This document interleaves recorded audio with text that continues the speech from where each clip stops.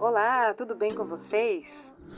Sejam todos bem-vindos. Que alegria imensa estarmos estudando mais um capítulo 11 do livro de Salmos. Que você possa estar ligados conosco, acompanhando todos os estudos. Se acaso você deixou de ouvir os outros áudios, ouça, porque tem sido momentos de aprendizado, de devocionais, de relacionamento com Deus. Tem sido precioso esse momento, não é verdade, minha irmã? Seja bem-vinda! Será que você já viveu dias que os fundamentos abalados da sua vida, ou da sua família, ou da própria sociedade provocou medo, gerou pânico e você ficou sem saber o que fazer? O capítulo 11 do livro de Salmos fala justamente sobre os fundamentos. Os fundamentos estão sendo destruídos. E o que nós vamos fazer? Olá, irmãos, olá minha irmã, olá você que vai ouvir esse áudio, não importa a época. A resposta dessa pergunta, o que nós vamos fazer diante do caos de um mundo sem base, sem fundamentos? Nós vamos continuar firmes, olhando pela palavra do Senhor, buscando viver a palavra do Senhor, pedindo ao Espírito Santo de Deus que nos ilumine, que nos dê sua graça, que nos ensine a ter ousadia e força, assim como o apóstolo Paulo, que ousadamente confrontou igrejas, confrontou governos, confrontou impérios para defender a verdade, para defender o evangelho, que é a verdade, o evangelho do Senhor Jesus, que é a verdade. E é isso aí, minha irmã. A gente tem que seguir firme. Nós temos acompanhado aí quase 2 meses de guerra entre a Rússia e a Ucrânia. Não é verdade, minha irmã? Momento terrível, momento de tristeza, onde vidas inocentes estão sendo ceifadas, destruição de todos os setores sendo destruídos, tanto físico como moral, emocional, econômico. O fato é que os fundamentos desse país foram abalados. E não só abalados, estão sendo destruídos. Prédios, casas, pontes, viadutos, toda a sua história está sendo destruída. A história familiar está sendo destruída. A história da nação está sendo destruída. Fundamentos, alicerces da família, da sociedade, daquela nação está sendo destruído. Pois é, o capítulo 11 fala de fundamentos. Fala sobre os fundamentos que estão sendo abalados. É difícil determinar o contexto histórico do capítulo 11. Davi, ele viu-se em perigo em várias situações, tanto na corte de Saul, quando Saul era rei. Você pode verificar em 1 Samuel capítulo 19, ele fugiu para o deserto, sendo também perseguido por Saul, que é durante a rebelião do seu filho Absalão, que já falamos aqui sobre este assunto. Davi fugiu da corte de Saul e se escondeu no deserto por cerca de 10 anos. E também deixou Jerusalém na mão de Absalão e buscou refúgio do outro lado do Jordão. Aqui ele tomou 2 decisões aparentemente sábias, porque ele estava prestes a perder a vida, ele fugiu. Porém, no capítulo 11, ele vem mostrar um diferencial. Davi não abandonou seu posto, mas ele confiou que o Senhor o protegeria, como de fato fez. Vamos acompanhar o estudo de capítulo 11? Eu acho muito interessante falarmos sobre um assunto que estamos vivenciando na nossa geração, não é, minha irmã? Na verdade, nós estamos vivendo uma geração com a perda de valores, com a perda de fundamentos, alicerces sendo destruídos. E são alicerces de todas as áreas: alicerce familiar, alicerce na sociedade, o alicerce dentro das igrejas, o alicerce espiritual, o alicerce emocional. Em todos os sentidos, parece que essa geração é a geração que mais está se perdendo os fundamentos. Então, o que estamos assistindo nessa sociedade atual são as maneiras de destruição, para destruir, maneiras que vão destruir, né, os valores, que são os fundamentos para o progresso de uma nação, para o progresso de uma pessoa, para o progresso de uma família. Então, são ideologias, são filosofias, são comportamentos avessos ao padrão bíblico ou até mesmo aos valores que há 50 anos atrás eram considerados corretos, que hoje já não são. Então tudo, né, a maioria das coisas que hoje acontecem estão nos levando para uma destruição dos fundamentos. O que vemos não é apenas uma questão de tolerância ao erro, ao pecado. Na verdade, são inversões de valores. Então, aquilo que há 50 anos atrás era regido como algo de valor, de educação, hoje ele é reprovado. Se você que está nos ouvindo, participando, tem algum exemplo para citar sobre essa questão de inversão de valores, entra aí nos comentários, faça o seu comentário, né? Você que viveu um período e observou que em determinada época da história os valores eram assim ou foram modificados. Entra aí e faz um comentário sobre essa questão de inversão de valores que está abalando os fundamentos de forma geral de todas as estruturas, física, emocional, social, moral, não só de uma família, mas de uma nação.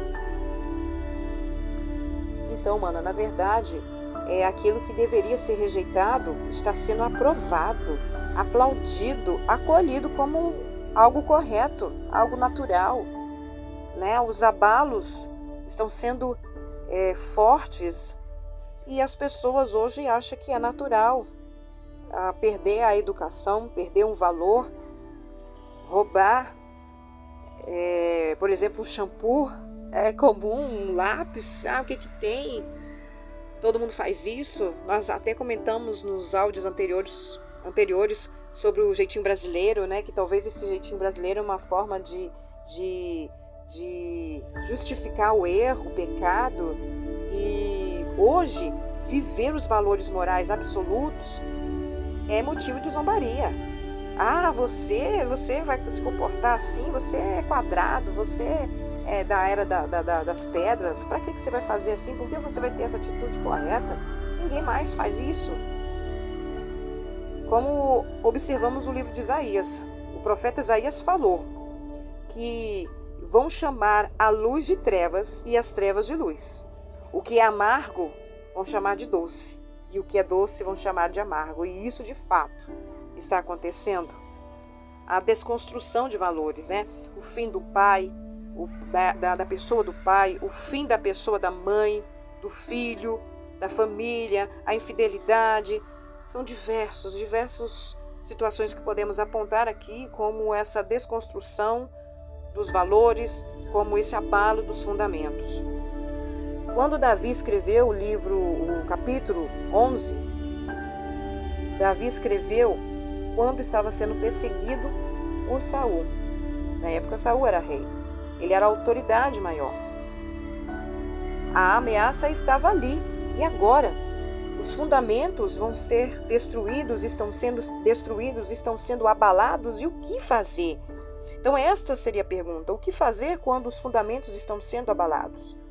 Se tudo que está em nosso redor está proporcionando uma destruição de valores, uma desconstrução familiar, social, moral, física, emocional. Então, o que fazer? No caso aqui de Davi, no momento de Davi, Deus havia abandonado Saul como rei e Absalão nunca havia sido escolhido para ser um rei. Estes dois homens abalaram os alicerces do governo divino. Nós precisamos entender que a sociedade, de forma geral, é construída sobre a verdade. E quando esta verdade é questionada ou negada, os seus fundamentos são enfraquecidos. Você pode conferir isso lá no livro de Isaías, capítulo 59, versículo 11. Então a pergunta volta novamente. O que pode fazer o justo? Se formos dar ouvidos aos conselhos dos inimigos, sabe o que ele vai nos sugerir? No versículo 2, os inimigos sugeriram para Davi: fuja. A melhor solução para você é fugir. Este vai ser o conselho do insensato, do medroso. Fuja. Você está com medo? Está sendo abalado? Fuja. Fuja da sua casa, fuja da escola, fuja da igreja, fuja da sua família. Fuja. Não tem solução. Quantas vezes você não ouviu conselhos ou ouviu conselhos parecidos como esse? Fuja. Essa situação está tão difícil para você? Fuja. A Bíblia relata que diversas pessoas queriam fugir. Jeremias quis fugir, não queria falar da palavra, mas quando o Senhor o moveu, tocou, ele não conseguiu mais parar de pregar. Elias queria fugir, se escondeu lá na caverna e Deus falou para ele: sai da caverna, vai enfrentar o Acabe e Jezabel. Jonas fugiu, entrou naquele navio, mas Deus teve que mandar uma tempestade para mostrar para ele: a solução não é fugir. Pedro, se lembram de Pedro? Sugeriu Jesus fugir da cruz. E Jesus falou: sai daqui, Satanás. Então a argumentação do inimigo sempre será: fuja. Fuja, porque o inimigo está pronto, está com as flechas. Você vai acompanhando nos versículos 2, versículos 3. O inimigo está armado com flechas apontadas para matar. E você não vai conseguir sair dessa. A política do inimigo é poderosa. Então ele vai te pegar de surpresa. Então o conselho do inimigo, ou daquele que diz ser seu amigo, mas na verdade não é, ele vai dizer para você: fuja, porque o inimigo, porque tudo está armado, os fundamentos estão abalados, você não vai conseguir conquistar no seu casamento, na sua casa, na sua profissão, enfim, você não vai conseguir. Mas qual é a resposta do justo? Olha o que o salmista falou: no Senhor eu me refugio. Ele é o meu refúgio. Ele é o meu escudo. Por que eu vou fugir? Se das outras vezes Davi fugiu, agora ele mostra: eu não vou fugir. Eu não vou ter medo. Eu vou confiar. Eu vou confiar no Senhor, porque Ele é o meu refúgio. E qual então é a nossa posição diante dessas ameaças? Diante dos abalos, dos fundamentos? Davi responde: eu confio no Senhor. E você? Você confia no Senhor quando tudo do seu lado está abalado, todos os fundamentos estão sendo ali destruídos? Qual é a tua posição? No versículo 4, Davi, ele mostra: eu confio no Senhor e creio na soberania de Deus. É só você olhar para cima. É só você olhar para o alto, do lado direito, do lado esquerdo. Você não vai conseguir achar o socorro. Você não vai conseguir achar algo que venha levantar os fundamentos, te sustentar. É só olhando para cima. Deus está no trono, olhando para você, cuidando de você. Então olhe para Ele. Davi então falou: eu vou confiar no Senhor, porque Ele é o meu refúgio. E lá do alto Ele está me olhando, Ele está me vendo, Ele está olhando para ti. Confie no Senhor. No versículo 6, ele aponta essa confiança no Senhor em meio às dificuldades da vida, em meio às tribulações. Confie no Senhor, pois Ele está trabalhando em nosso favor. Nós podemos então perguntar: o que pode fazer o justo? Crer, confiar na soberania do Senhor e crer que Ele fará a sua justiça. No versículo 7, pois o Senhor é justo e ama a justiça. Os íntegros verão a tua face. Ele vai fazer a justiça. Mas também podemos traduzir esta pergunta da seguinte maneira: o que o justo está fazendo? O que você está fazendo diante dessas situações? A gente tem que entender que, por vezes, Deus sacode as coisas para que o seu povo se dedique à edificação pessoal e da igreja, em vez de se concentrar na manutenção só das suas próprias vontades. Das suas próprias vontades, das verdades ideológicas, dos movimentos que querem abalar os fundamentos e os valores. Então, em cada nova geração, deve providenciar para que os fundamentos da verdade e da justiça permaneçam sólidos. Então, nós temos que fazer o quê? Resgatar, voltar a lançar os alicerces. Nós precisamos voltar a lançar os alicerces da verdade de Deus, da estrutura familiar, da sociedade, dos valores, na área política, na área social, em todas as áreas. Precisamos voltar a lançar os alicerces da verdade. Que você possa ser um canal de Deus para esta geração, trazendo o alicerce da verdade da palavra de Deus. E se em algum momento você se assustar com os abalos dos fundamentos, pode até ficar com medo, mas não fuja.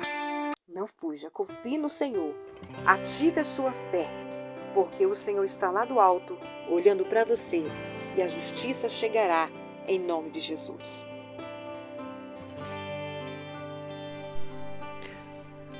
Papai, Senhor nosso, Tu és tão perfeito, tudo que fazes. Teu governo não tem fim. Teu governo é eterno. E nós nos rendemos a Ti, Pai. Nós vamos diante do Senhor com o nosso coração quebrantado, com o nosso coração disposto a Te seguir, disposto a deixar, abrir mão daquilo que nos impede de viver perfeitamente o Seu propósito, Sua vontade. Nós que enxergamos que vivemos num mundo tão injusto, da mesma maneira como Davi viu e enxergou tantas injustiças, tantas ações malignas, inimigos com seus argumentos, com suas ideias vãs. O mesmo, Senhor, nós vivemos os nossos dias. Da mesma maneira que Ele se portou, nós queremos ir até o Senhor e orar e abrir o nosso coração. Nos ensina, Senhor, a desenvolver este relacionamento. Atraia-nos a Ti. A Tua palavra diz que quando nós Te buscarmos de todo o nosso coração, então assim nós Te encontraríamos.